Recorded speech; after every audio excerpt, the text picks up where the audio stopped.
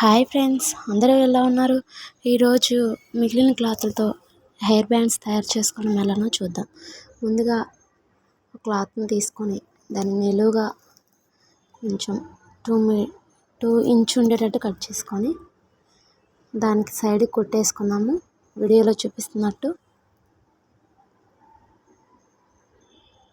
ఇట్లా మనం ఏ చీర కుట్టుకున్నా, ఏ డ్రెస్ కుట్టుకున్నా దానితో మిగిలిన క్లాత్తో ఇలా హెయిర్ బ్యాండ్ చేసుకుంటే మనం హెయిర్ బ్యాండ్ కొనుక్కోవాల్సిన అవసరం లేదు.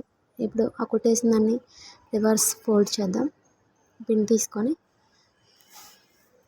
దాన్ని తిరగలు తీసుకుందాము. తీసుకున్న తర్వాత దాంట్లో ఎలాస్టిక్ పెట్టి ఎలాస్టిక్ ముడివేసి చేయడమే. ఏ డ్రెస్ మీద ఆ డ్రెస్ మీద మ్యాచింగ్ రబ్బర్ బ్యాండ్ పెట్టుకుంటే చాలా అందంగా ఉంటుంది కదా. ఇలా ఎవరికి వారు సొంతంగా ఎంతమంది రబ్బర్ బ్యాండ్లు ఇంట్లో తయారు చేసుకుంటారో కామెంట్ చేయండి ఫ్రెండ్స్.